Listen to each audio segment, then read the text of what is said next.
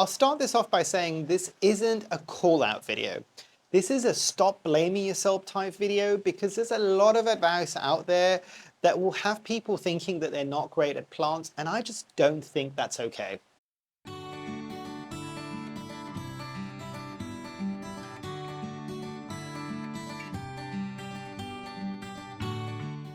Hi, my name is Memo, this is my channel, Houseplantygoodness, and essentially it's a place where I like to geek out about my big passion. You might be able to see some of it behind me, it's tropical houseplants. So yes, today I want to dive into a bit of a controversial topic. And we're not all going to agree on this, and that is absolutely fine. But if you don't agree with me on something like this, please do let us all know down in the comments below. Let's have that conversation. I think this is well past overdue that we have some of these conversations to see where everybody sits. Not everybody, and please be nice to each other, not everybody's going to agree with everybody, but that is fine. This all comes down to personal kind of experiences, and also what has worked for one person might not work for another person. But some of these more generic bits of advice, I want to dive into a bit more. Think of this as pet peeves or kind of challenges that people might have. And the first one that I want to talk about is if you're killing plants, you're overwatering. This is so infuriating and so overly simplified in terms of what might be happening here as well. Let's be abundantly clear, an underwaterer can also very much kill a plant. There are also other things that will happen that are not directly related to you overwatering your plants for the death of a plant. This is an overarching simplification of what might be happening, and it carries an awful lot of shame for people, and I really do think it needs to stop. Because you need to start thinking of this a bit wider. You need to be thinking about the air that is getting around the roots, what the substrate is like, what the pot that the plant is in is basically, and also what the conditions are in terms of lighting around the plants. Boiling it down to the most simplified form of you've killed the plant, you must be overwatering it, shame on you, isn't the right way to do this. There are other things that you might need to be looking at if something like that has happened, in order to not bring yourself down, but to actually get down to the true cause of what might have caused the demise of a plant, in order for everybody to kind of learn and not do the same thing later on. And this is the crux of the matter here. Just because something didn't work on one plant, even within the same genus, so even if something didn't work on Philodendron A, it might be completely fine and actually advantageous for Philodendron B. So bear that in mind before you start being a bit too harsh on yourself, or before you start throwing shade on anybody else. And remember, watering is not a crime, lack of oxygen is. And I'll pose a question to everybody watching this video. What was the first plant that you may have killed and blamed overwatering for? Either blamed yourself or somebody else told you, oh yes, obviously the reason why you killed that plant is overwatering. Tell us in the comments down below. I'd be really curious to see, and I'd like to see if there's any kind of overlap between what people are experiencing.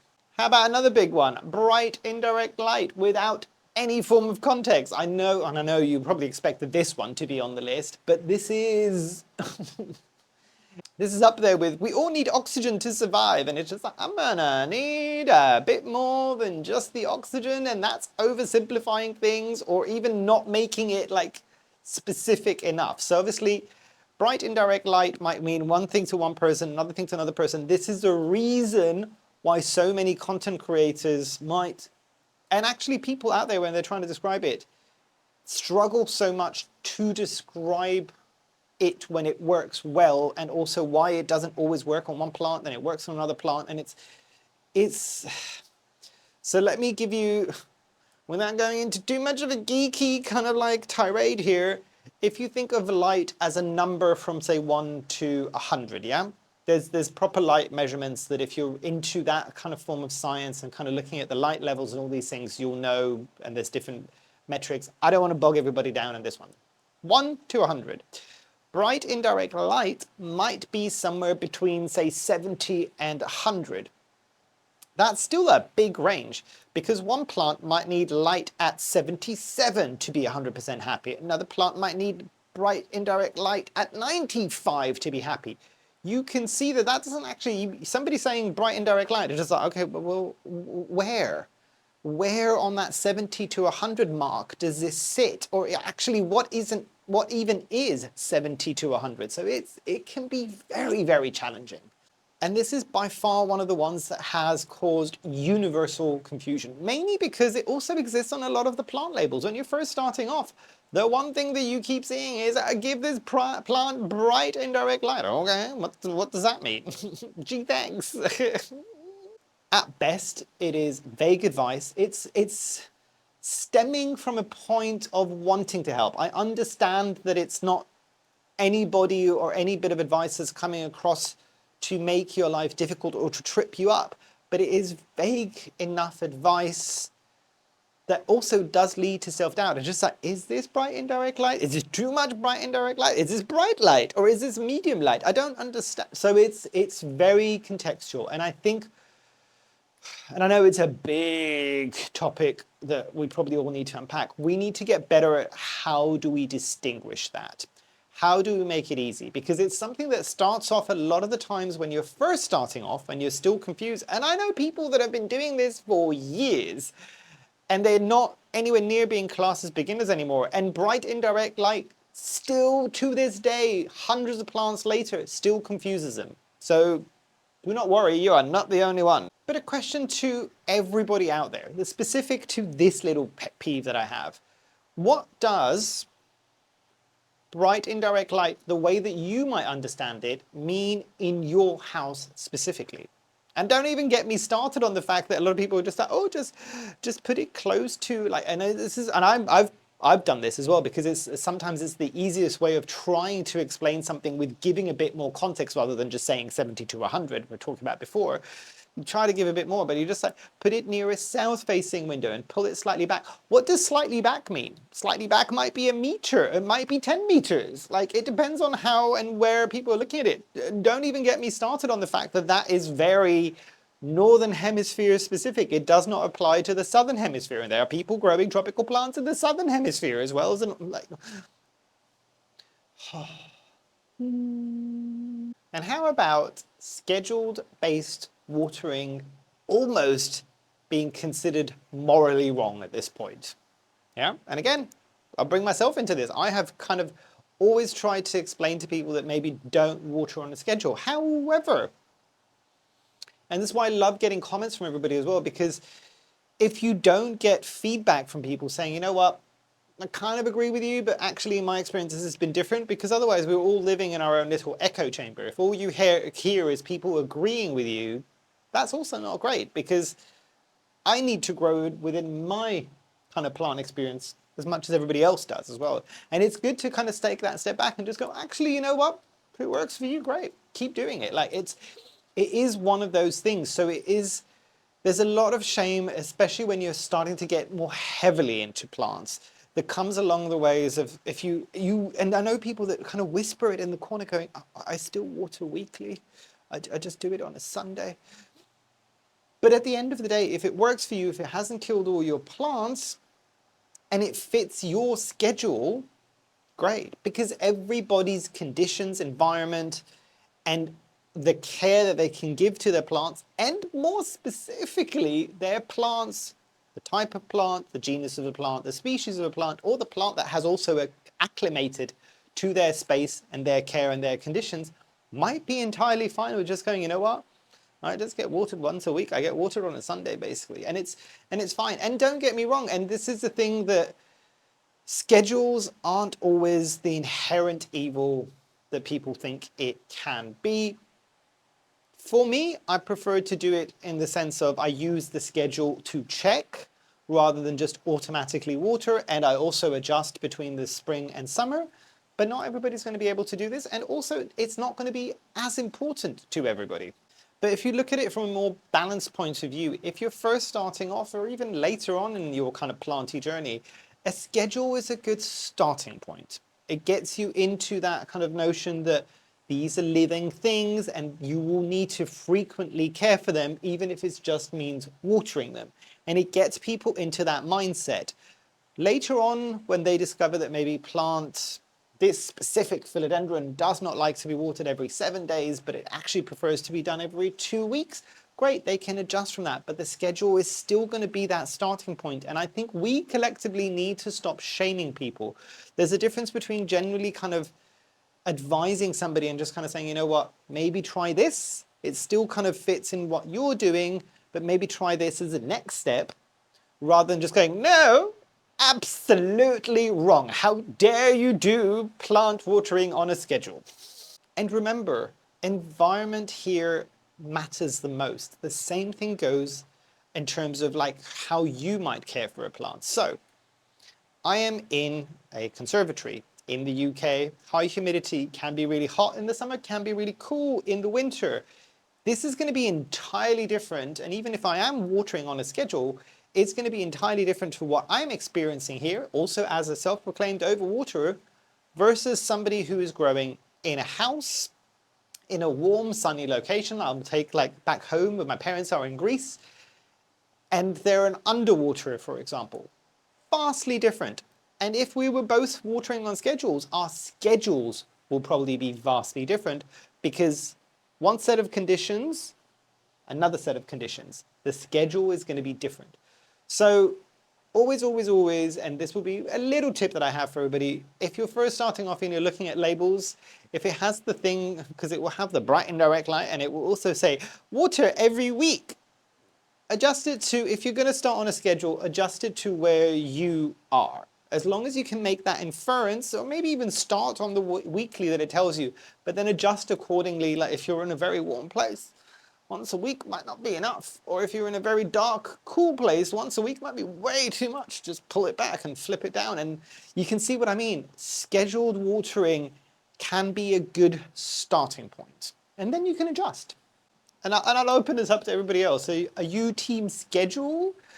Are you team vibes? I just get the vibes and I know when I need to water a plant? Or are you team I just always forget?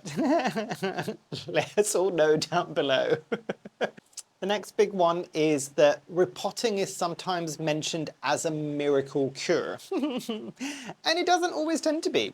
Not even by a long shot. If anything, repotting can also cause problems.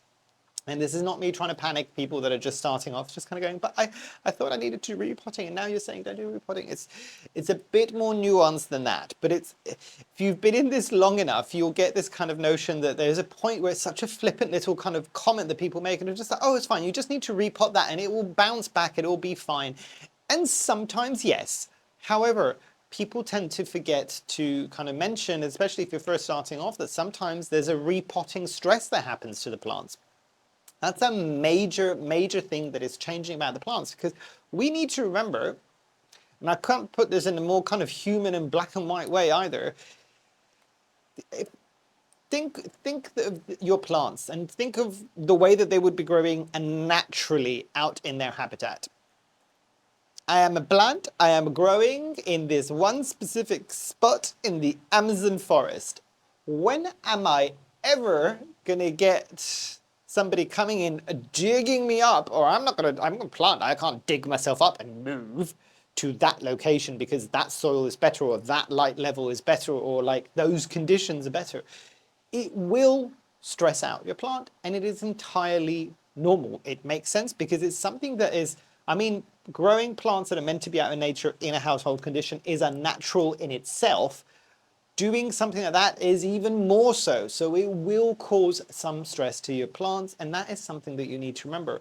Could it solve some issues if you've got like root rot and stuff like that? Of course, because then you can address that issue, but you're going in, it's very similar to what doctors might do. So you go in knowing that you might actually cause some harm, especially if you're doing something like surgery. You are literally causing harm by slicing somebody open, but you are doing that with the ultimate goal that you are removing a problem that's bigger than you slicing somebody open and letting them heal from that, in order to solve something that could potentially be catastrophic to the life of that human being, or in this case a plant, something like root rot. If it's not dealt with because you are too worried about repotting and causing stress, that plant might still end up dying because the root rot has never been dealt with, and that will be what ultimately kills it, just because you're hesitating before you repot, if that makes sense.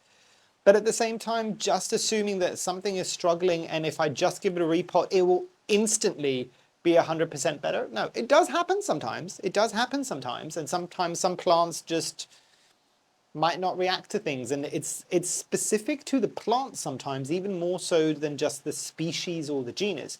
So if I've got, say, I'm trying to think now, I've got my Rhaphidophora hongkongensis, that's our big plant name there.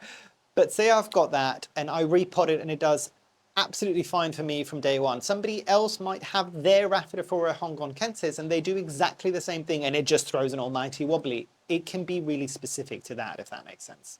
And again, I'll open this up. I like doing this. I like asking that question for each one of these sections. I'll open it up to everybody in the comments.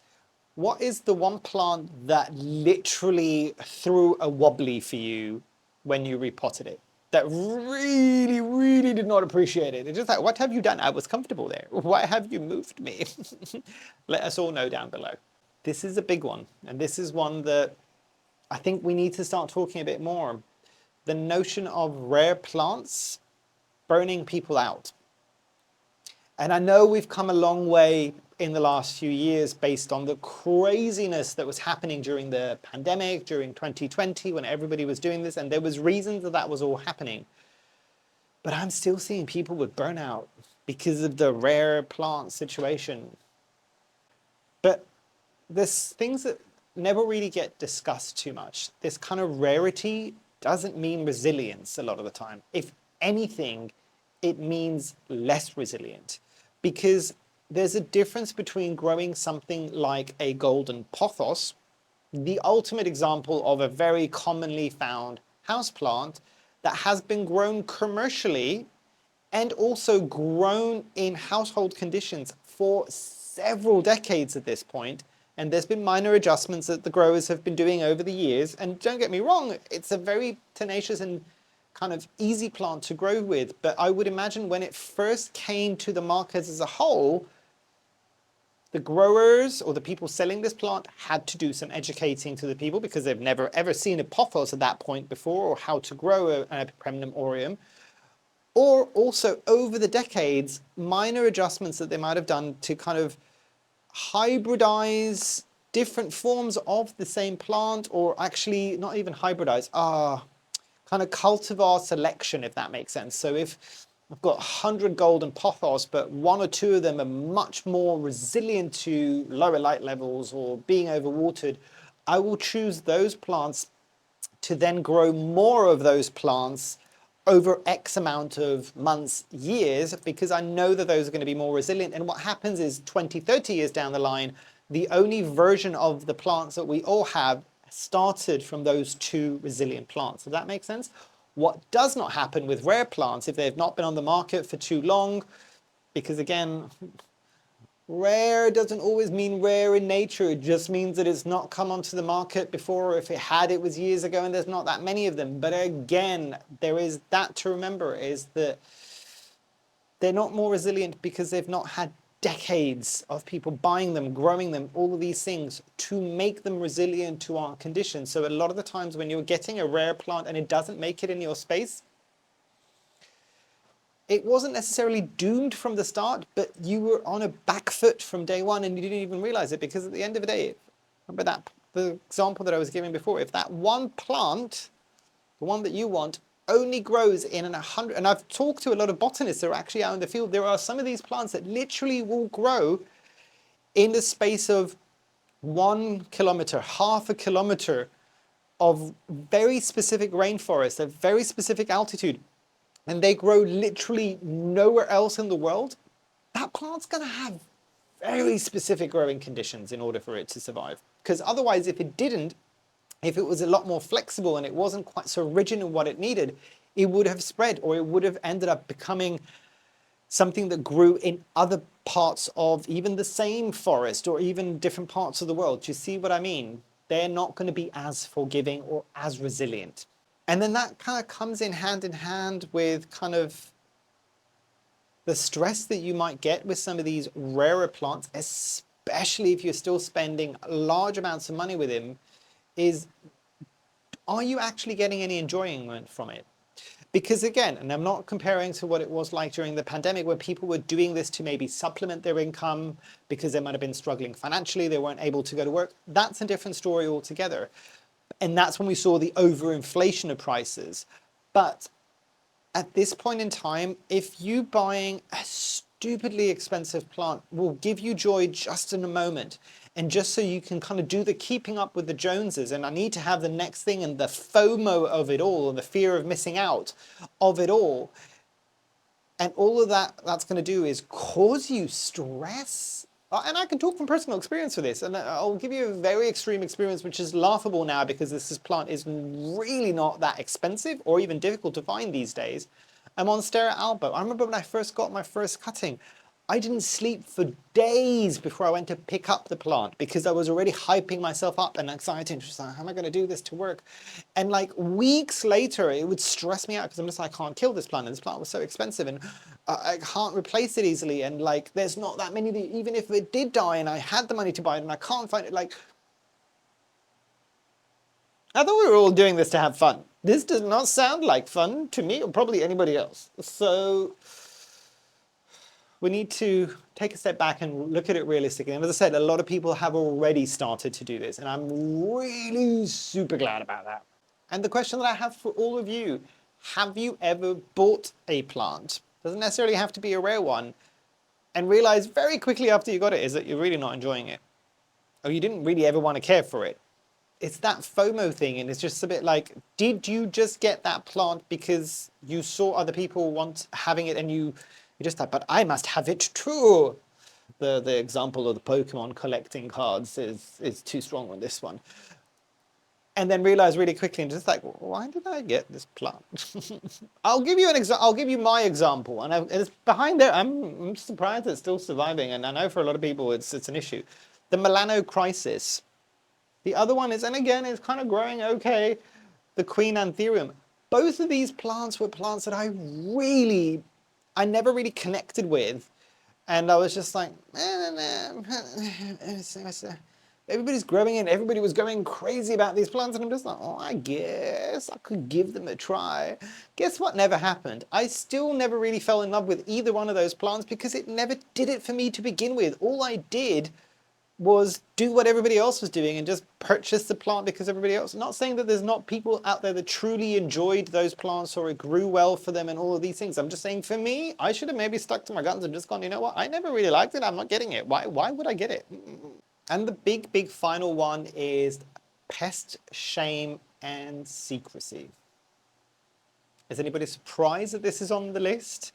Because there's a lot out there that is kind of, there is that shame that goes along with it that's a bit like, okay, what do I do now and do these things? And I've talked about this on my channel before as well, and people are just like, well, do you ever sell plants or trade plants? And I'm just like, very rarely, because again, anybody who's been here for a while knows that it's mealybug central at certain times of the year in here, and I'm always treating them and dealing with them, but I can't guarantee that a plant that I'm going to give to somebody, sell to somebody, isn't going to have a mealybug on there. And I just don't do it anymore because I do not want to deal with that drama. It's not necessarily the secrecy element of it, because I've always been very transparent about it on my channel. It is a case of I just don't need that level of crazy.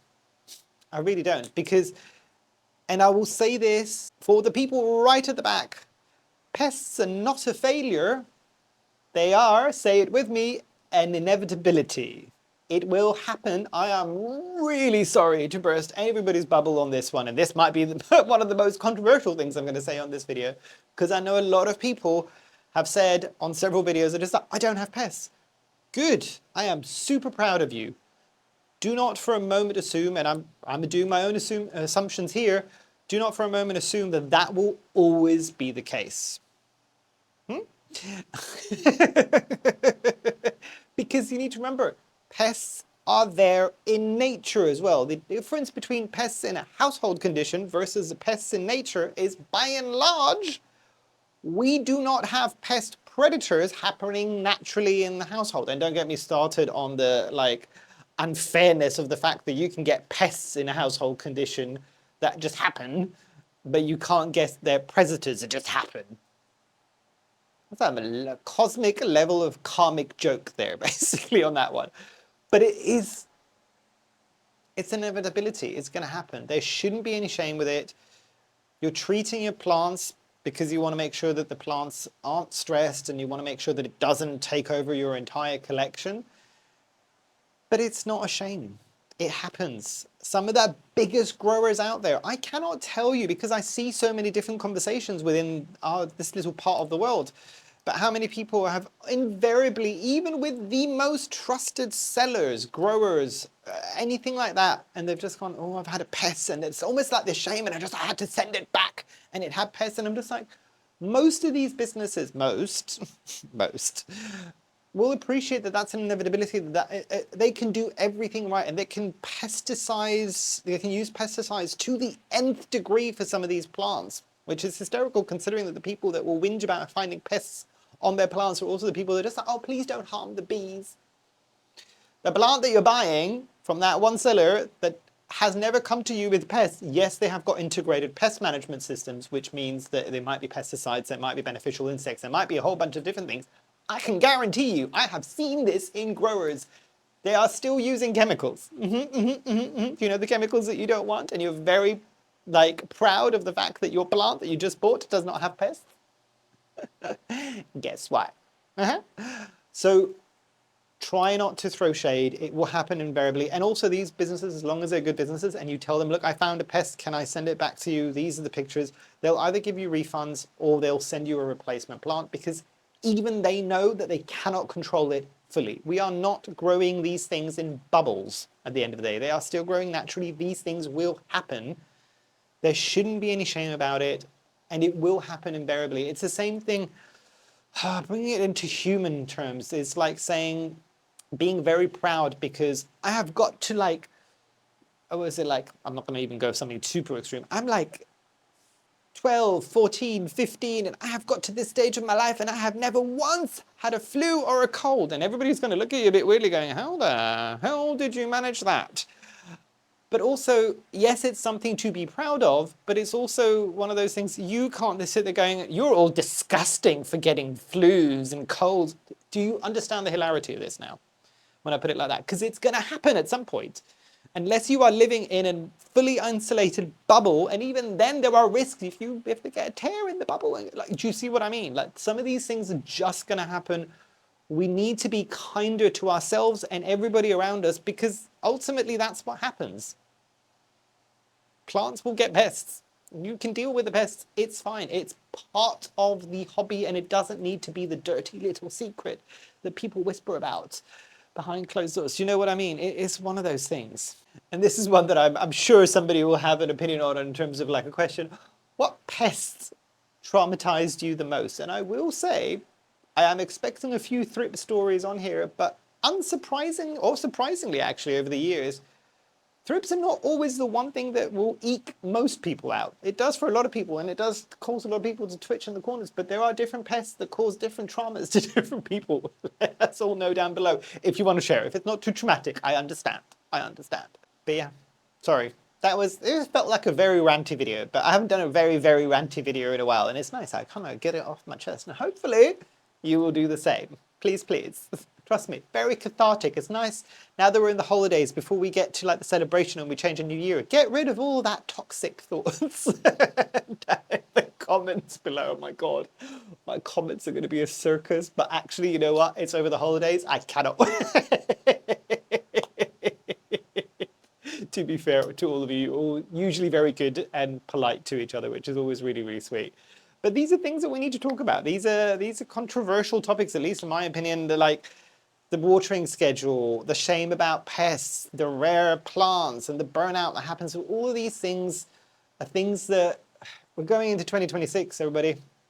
We need to start either dealing with them or leaving them behind and just kind of turning over a new leaf. I know, I'm sorry to be one of those channels that's going new year, new me, but this is hopefully something that, it's my deepest wish that we keep improving as a community. And I think some of these things being addressed or maybe not taken quite so seriously will be a big, big positive step to making the hobby much more enjoyable for all of us. And I will get off my soapbox now and wish you all to have a great rest of your day, and hopefully I shall see you here soon.